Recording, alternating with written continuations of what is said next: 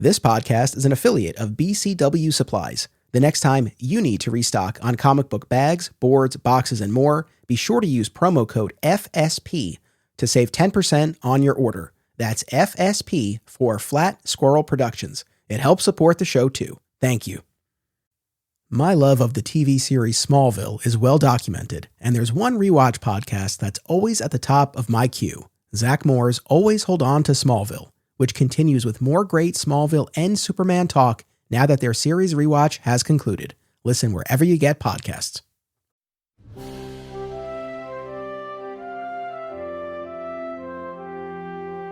In the 1950s, George Reeves embodied the Man of Steel in Superman's first television adaptation, from its gritty black and white beginnings to the kid-friendly color years.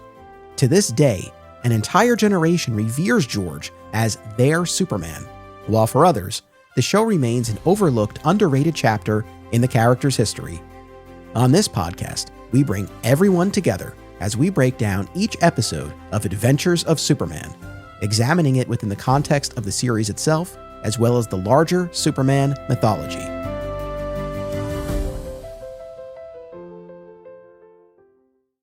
Welcome to another exciting episode in the Adventures of Superman. I'm your host, Anthony Desiato. Joining me to discuss Season 3, Episode 7, Olsen's Millions, is returning guest, Rich Roney. Welcome back. Thank you so much. Thank you so much. I'm very excited about today's conversation. Yes, we have an episode focused squarely on our pal, Jiminy. Good old Jiminy. Good old Jiminy. Yeah. So in this episode, Jimmy's newfound fortune makes him the target of con men, one of whom poses as his butler, a.k.a. his gentleman's gentleman. This aired on June 4th, 1955, was written by David Chandler, directed by George Blair.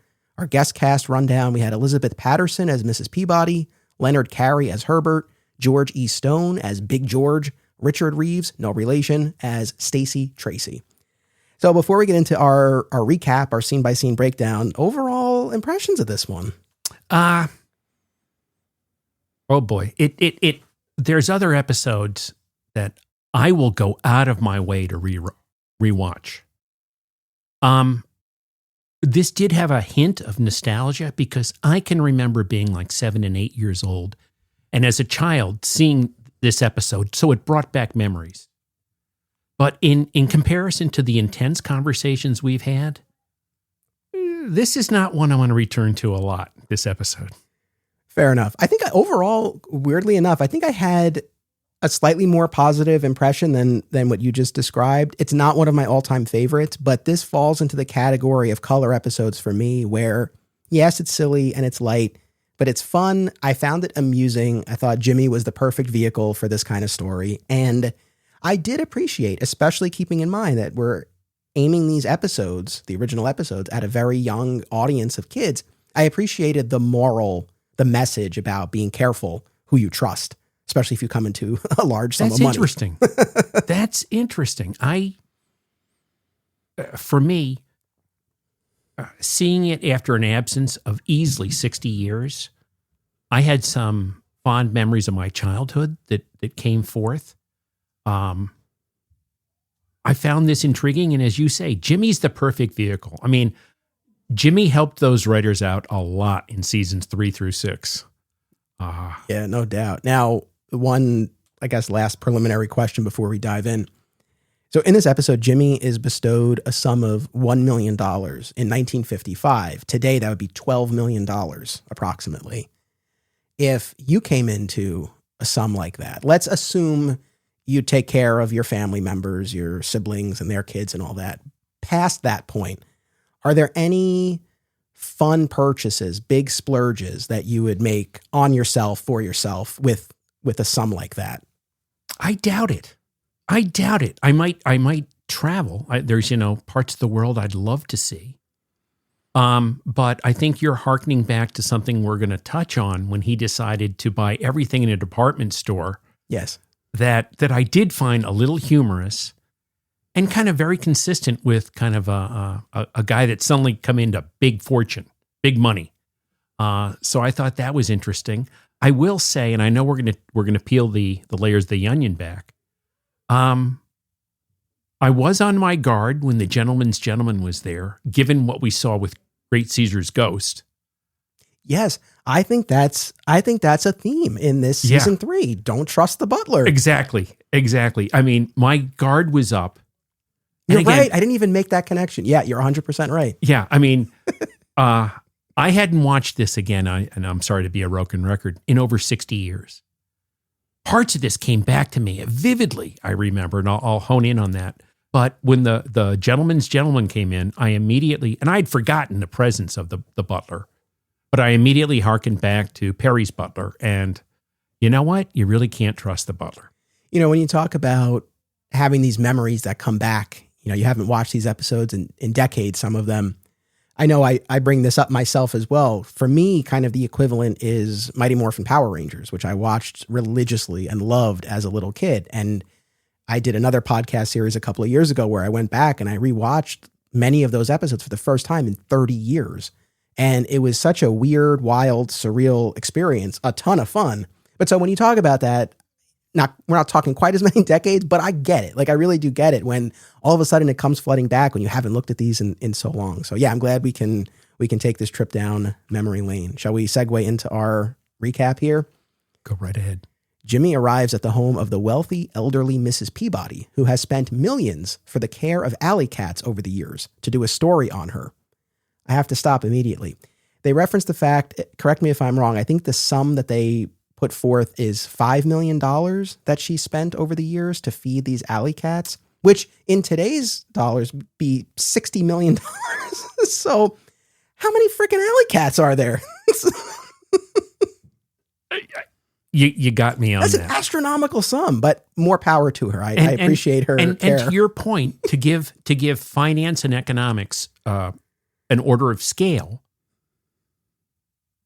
if she spent that much, I mean, Lois's big thing is, I hope I get a $10 raise so I can buy that new hat in the department store, right? So Lois, you know, a new hat seals the deal. It does everything. Here, my God. That's what I'm saying.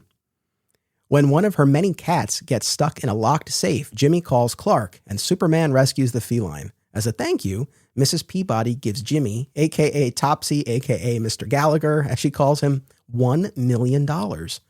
Criminals Big George and Stacy Tracy see the news about this gift in the paper. So my first thought is maybe you shouldn't have publicized this. I guess it does make for a good story, but it clearly invited this trouble. Prior to that, one of the funniest scenes in this to me was clearly Superman arrives and saves the day. And I know why they did what they did. You know, he rips this huge door off the safe, right? And what would you say? It's iron or steel, whatever. Heavy metal. He rips the door off, right? What is this poor old lady going to think when she comes back in the living room and there's this broken safe and this door she can't lift? Yeah, I know. Yeah, it's one of those things. I guess we wanted to see Superman. They wanted to show us Superman early in the episode because I'm saying to myself, could they not have come up with some way for Jimmy to open the safe? Or could Clark use his super hearing and, you know, maybe listen to the tumblers click into place? Now, clearly and we've said this in some of our recent discussions. This is aimed for children, right? So they want to see Superman exert his super strength. Even in that one episode, The Lucky Cat we saw, right? He braces stuff up in the basement. He didn't have to change into a Superman costume to put a 2x4 bracing it up. But a 5-year-old, a 6-year-old, an 8-year-old wants to see Superman display his superpowers. Yeah, absolutely. I did. The one bit that really made me laugh in the scene when Jimmy is interviewing this eccentric old lady who clearly her mind is going here. He reads back her quote to her and she seems to think he's generating this independently. And she's like, yes, I agree. It's like, yeah, they're your own words. But yeah, $1 million. It's quite the sum. As we continue here, the newly rich Jimmy in a suit, top hat, and cane visits his old stomping grounds at the Daily Planet to offer cigars to Lois and Clark and give his 2 weeks notice to Perry, even threatening to buy the paper out from his old chief. What'd you make of this Daily Planet sequence here where his newfound wealth, he flaunts it in front of his old coworkers? Knowing Jimmy's personality, it seemed very consistent. Like that's his peer group. he wants to show off in front of them. I clearly, knowing the personalities between Perry and Jimmy, I expected, those transactions. I did think, hey, that's a nice suit, because we always see him with the bow tie and the sports jacket. So I thought for a change, hey, he did look sharp in that suit. I thought it was a nice looking suit.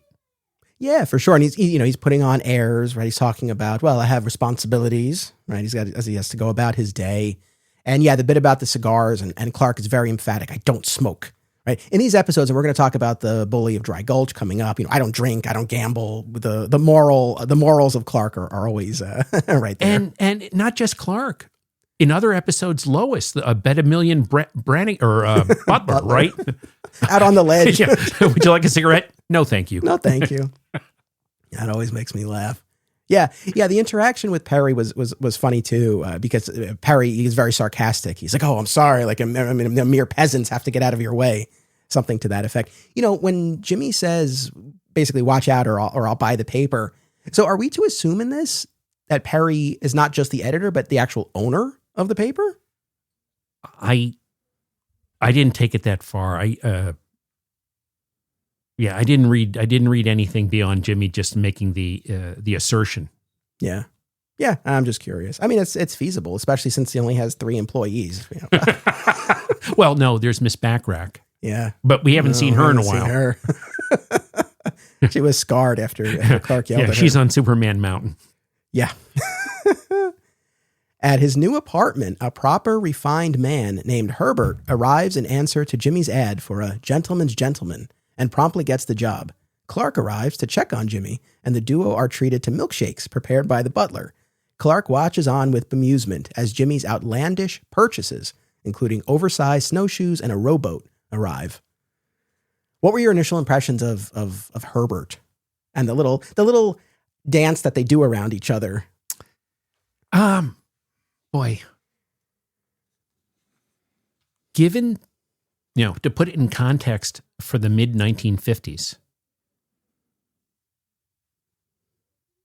the wealthy did have servants, right? I remember my grandfather, one of his bosses was well-to-do and had an upstairs maid and a downstairs maid. One of the men I worked with 30 years or so ago,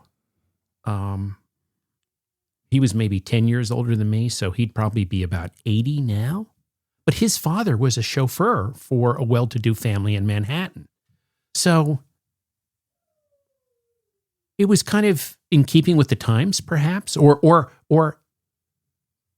the perspective they wanted to present to young children, right? Like we've discussed some other things of the times, like a silk robe that, well-to-do people would wear when they were hanging out in their home. Things, effects of a bygone era.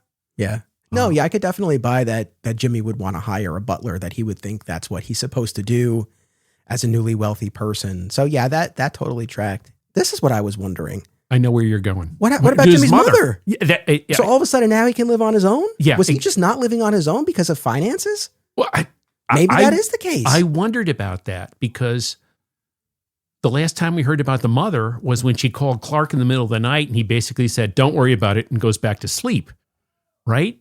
So I did wonder, like, what did happen to the mother? Did he just move out? There was no reference either way. I know. There could have been a line like, "Oh, my mom's enjoying her new place," or something like that.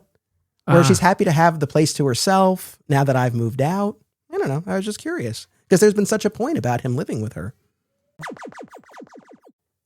Single Bound is a new podcast series hosted by married couple Amy and Logan as they review single issues of comics.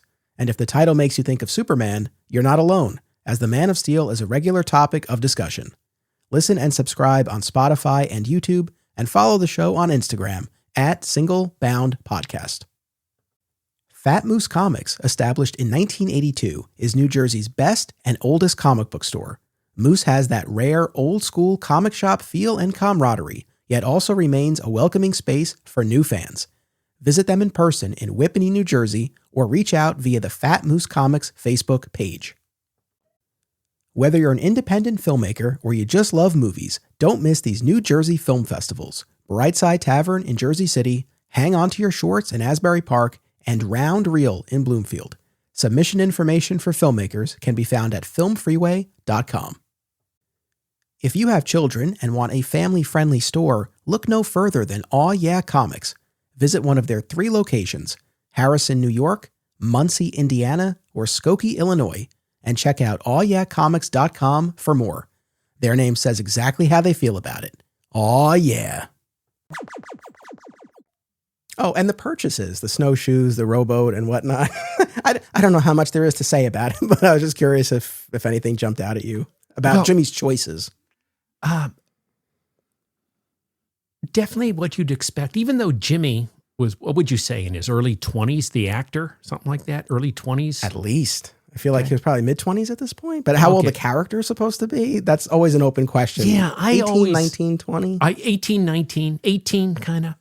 So, but he plays on the juvenile side. So I kind of thought these were consistent with what an 8-year-old or a 9-year-old watching the show would think. Wow, I got everything, you know? Now, one thing we haven't touched on, and we're going to move into it with the gangsters who read the news article.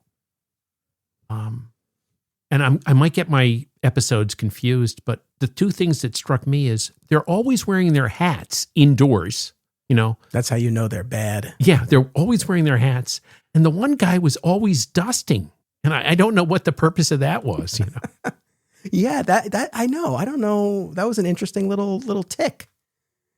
I don't know. The last thing that I'll say about all of the purchases arriving, I liked Clark's bemused reaction, right? I mean, he does question, like, what are you doing with this stuff? But overall, he's largely laughing it off. And I like that. I feel like it would have been easy for the show / George Reeves to play it more as annoyed at Jimmy or more concerned about why he's doing this. But the fact that he was so bemused by the whole thing, I feel like kind of invites us to join in on that. And I like that. And, the other thing, too, that's interesting in this episode, there are a couple of instances where Jimmy addresses Clark as Clark. Yes. Not Mr. Kent. Yeah. Which I thought was interesting. Yeah. All of a sudden, hey, that social status is now, there's a new hierarchy. Yeah. So that was cool. As we continue here, a knock at the door reveals Stacy Tracy, who demonstrates a gadget that purportedly transforms seawater into gold. Herbert sees through the ruse and throws the con man out, further ingratiating himself to Jimmy and earning his complete trust. When Stacy returns to Big George, he reveals all went well. What'd you make of that scene? It was good for the episode. I know that you've targeted some other episodes we're going to discuss how con men can portray a different personality. This didn't, it was, I thought, intrinsic to the episode, but to me it wasn't super emphatic. I liked, and we don't have all of the pieces at this point in the episode, although I guess you have as much as you need, but certainly by the time we figure out that Herbert is in cahoots with them, it was clever.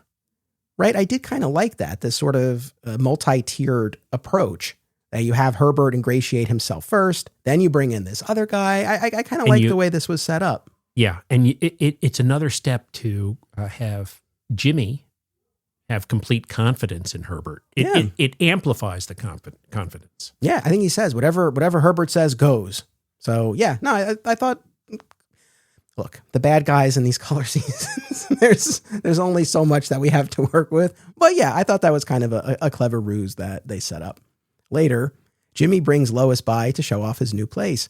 Herbert says that Superman had been there and left a note instructing Jimmy to bring his fortune to a specific address. There, it is revealed that Herbert was in league with the other 2 all along. They confiscate the case containing the cash, supposedly, and lock Lois and Jimmy in a lead-lined room, albeit one with a ventilation shaft. Alone, they reveal that they put the money in Lois's bag rather than Jimmy's case, out of an abundance of caution. I liked this. Now they're cautious. Well, and I still have some gripes with what's going to unfold next, but so 2 levels to this as well, because when they're in the living room of the bad guy's place or whatever, and they take the case, Jimmy didn't bring the key. And he says to them, he's like, well, I figured if this really were Superman asking me for this, he wouldn't need the key. He would just be able to open the key. So I said, oh, okay, like a little bit of forethought, a little bit of savvy from Jimmy. And then there's yet another level to it because the cash isn't even in there at all. They were clever enough to put it in the bag. I like that they at least had a little bit, a little bit of their wits about them. It was refreshing, I thought. It ends up really backfiring. Right. But like at that point, the fact that they thought enough that like, oh, this... See, something might be off here. Anthony, I think you're giving the characters too much credit. So if let me give the punchline, then we'll work back. But their way, as you said, albeit with a ventilation shaft, and this demoralized me as a child when he burnt the money to send a signal to Superman.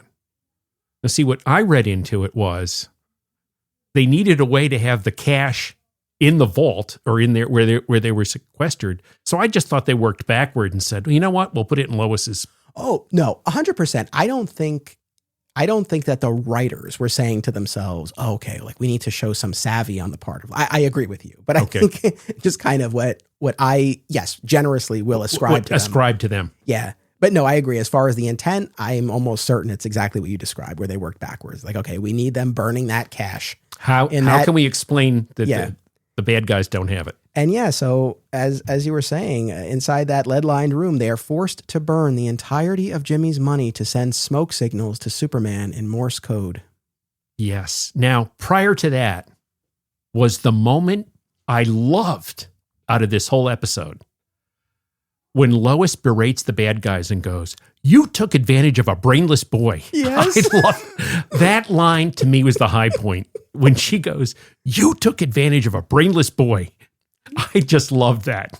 Yeah. I feel like in a modern show, and especially a comedy, that really would have been more of a bit in that scene or in other scenes, like this continued reference to him being so dumb.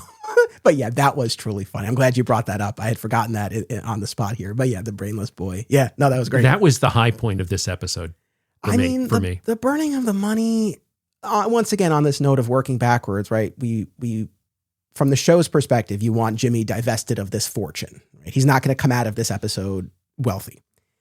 So how is this going to happen? It just, I don't know. The fact that, and look, they tried to account for it. They don't burn their clothes because they're wet. Because it was raining outside, right? That was how they got wet. I'm saying to myself, how long would it take for the clothes to dry? Why don't you wait a little bit? I know. They heard Superman flying around, so they felt like that was their moment. But I don't know. He flies around a lot. Yeah, and couldn't you shout through the ventilation shaft? I mean, he's got super hearing. Couldn't you shout? I mean, and clearly this is a departure from the comics where Jimmy had the signal watch. Yes. Yeah. No signal watch on the show. Correct. Ever, right? I don't ever remember one. You know, it's interesting. One of the things we do on this podcast is sort of look at how Adventures of Superman intersects with other tellings of the Superman story. And this idea of Jimmy having money is not isolated to Adventures of Superman. So in the New 52 comics, it was established that Jimmy came from money. So we had that kind of wealthy background. I never knew that. Yeah, which was interesting. And I think sort of helped establish a bit of a point of contrast between Jimmy and Clark, even though they're these great buddies, but Jimmy comes from means. And then more recently, and we've talked about this on my other show, Digging for Kryptonite, but there was the Who Killed Jimmy Olsen maxi series by Matt Fraction and Steve Lieber. And that completely reimagines the Olsen clan as one of the first families, one of the first settlers of Metropolis. Get out. So I never Jimmy knew is any the of this. scion of this wealthy Olsen dynasty. And essentially it positions the Luthers and the Olsens, right, as among the prominent members of society in Metropolis. It was really, really interesting. Who wrote this? Matt Fraction. Interesting. This was a 2019 to 2020 maxi series. We talked about it on Digging for Kryptonite. People should check it out. It's and we talked about Jimmy Olsen across time and media as well. It was a really fun discussion. But that's fascinating. Yeah, and then even more recently, I don't believe you've watched the My Adventures with Superman animated series, correct? No. It's wonderful. It's so good. And that one really shows us Lois and Clark and Jimmy as this trio, and they're really equals, and it's great. And at the end of the first season, Jimmy comes into a ton of money, millions. And over the course of season 2, slowly loses it, right? He has to keep, and in most instances, it's to help his friends Lois and Jimmy have to go rescue Superman. So he charters a plane, right? And they have throughout the season, like this kind of running counter every time the dollar amount goes down. But it was so great. I love the way that played. And so that was, I feel like, a more elegant way to divest him of his fortune than having to burn it. But in any event, I'm just saying, watching this, it definitely called to mind these other more recent instances where Jimmy has had money and how that's played out. So it was interesting. Yes, this is absolute fresh news to me. That's intriguing. So, and I also like they did some of the same stuff in the Batman environment with the Kanes and the Oswalds and the founding families of Gotham. Yep. So here having Luthor and the Olsens, that's intriguing.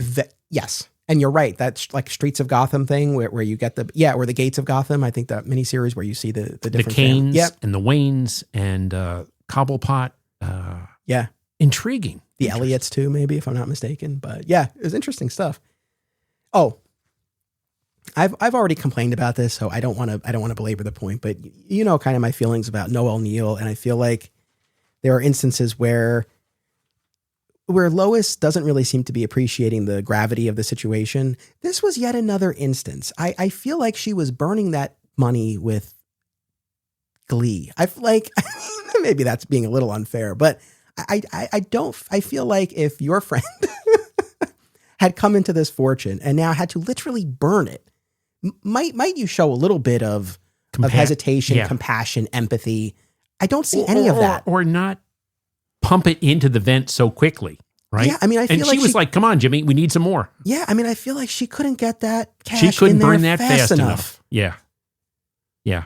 This is what I'm saying. Like, this is the problem that I have. And a little bit of a recalibration, because I don't know. I mean, it comes off as pretty callous, I feel. All right, at last, Superman rescues the two of them and makes short work of the con men. We have a little bit of a showdown here, right? They fire at him. One of the guys runs into Superman and knocks himself out. Yeah. Yeah. The other one goes to fire and Superman puts his hand on the gun to block the blast. And then I think that just knocks the guy out or something. Yeah.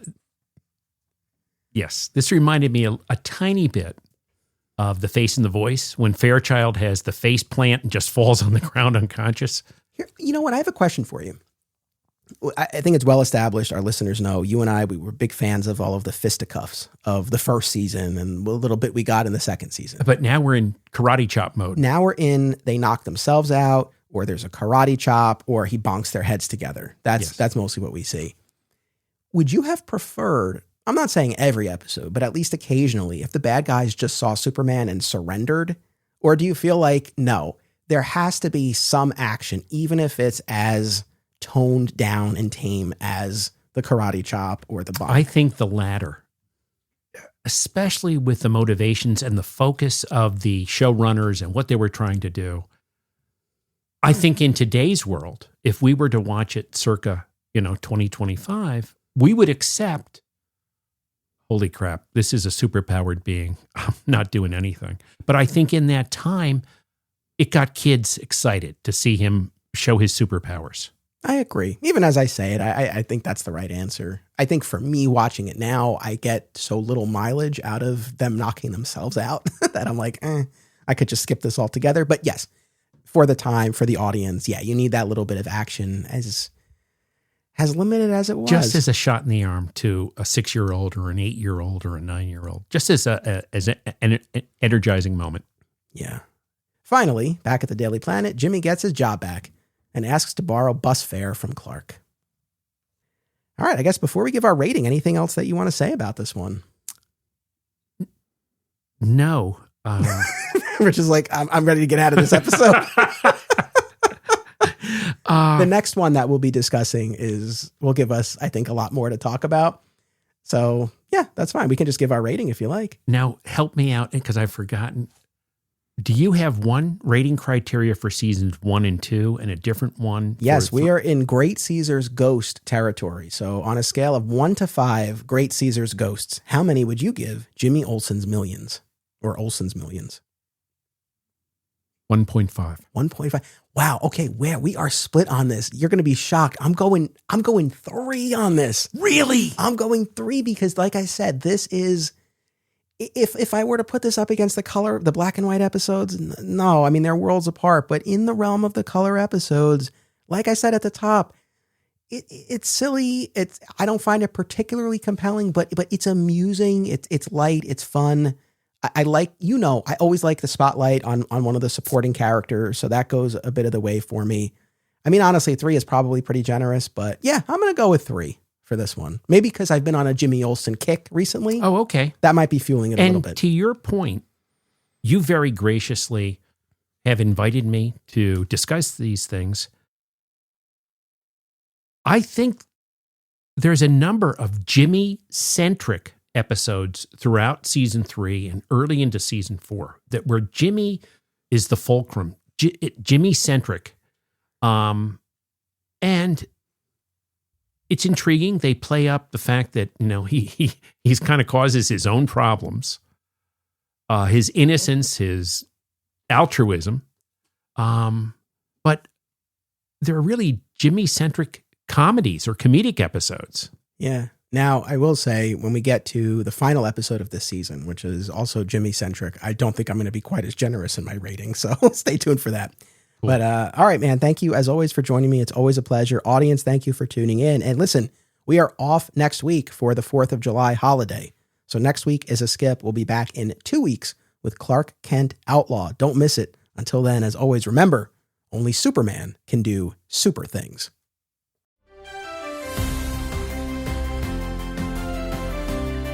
Support the show and receive exclusive content, including the spin-off podcast Beyond Metropolis, by becoming a member at patreon.com/Anthony Desiato. My sincere thanks to all patrons. Please subscribe, rate, and review today via your platform of choice, and continue the conversation by joining us on social media. Links are in the show notes. Flat Squirrel Podcast is also home to Digging for Kryptonite, a Superman fan journey, a long-running weekly series mining Superman's vast mythology across time and media. Subscribe today.